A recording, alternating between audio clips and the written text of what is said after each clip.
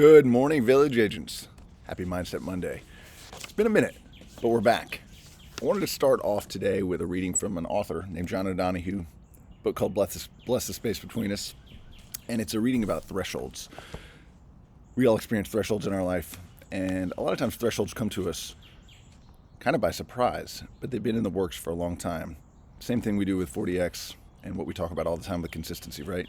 You work little by little by little by little by little, and next thing you know, you're at a threshold. Maybe you've got a new big deal. Maybe you have a new opportunity. Maybe you've reached a potential that you never had envisioned yourself being able to do, and it doesn't just happen overnight. But eventually it comes to a point where this is a threshold. So here's a good reading about thresholds, and I'll post a link about it, but just wanted to read a few excerpts from that. Within the grip of winter, it is almost impossible to imagine the spring. The gray perished landscape is shorn of color. Only bleakness meets the eye. Everything seems severe and edged. Change arrives in nature when time has ripened. There are no jagged transitions or crude discontinuities. To change is one of the great dreams of every heart.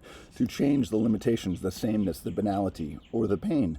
We often look back at patterns of behavior, the kind of decisions we make repeatedly that have failed to serve us well, and we aim for new and more successful path or way of living. But change is difficult for us. So often we opt to continue the old pattern rather than risking the danger of difference.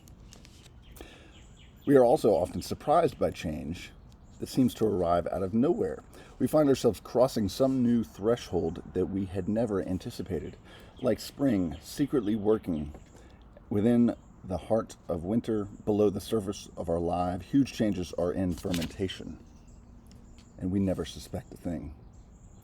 Then, when the grip of some long enduring winter mentality begins to loosen, we find ourselves vulnerable to a flourish of possibility, and we are suddenly negotiating the challenge of a threshold.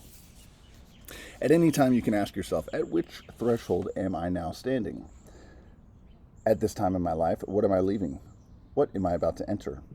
What is preventing me from crossing the next threshold? What gift would enable me to do it? A threshold is not a simple boundary. It is a frontier that divides two different territories, rhythms, and atmospheres. Indeed, it is a lovely testimony to the fullness and integrity of an experience or stage of life that it intensifies toward the end into a real frontier that cannot be crossed without the heart being passionately engaged and woken up. At this threshold, a great complexity of emotion comes alive: confusion, fear, excitement, sadness, hope. This is one of the reasons such vital crossings were always cloaked in ritual. It is wise in your own life to be able to recognize and acknowledge the key thresholds, to take your time, to feel all the varieties of presence that accrue there, to listen inward with complete attention until you hear the inner voice calling you forward. The time has come to cross. Though we know each other's names and recognize one another's faces, we never know what destiny shapes each life. The script of individual destiny is secret. It is hidden behind and beneath the sequence of happenings that is continually unfolding before us. Each life is a mystery that never is finally available to the mind's light or questions. That we are here is a huge affirmation, somehow that life needed us and wanted us to be. To sense and trust this primeval acceptance can open up a vast spring of trust within the heart. It can free us into a natural courage that casts out fear, and it opens our lives to become voyages of discovery, creativity, and compassion. No threshold need be a threat, but rather an invitation and a promise. Whatever comes, the great sacrament of life will remain faithful to us, blessing us always with visible signs of invisible grace. We merely need to trust.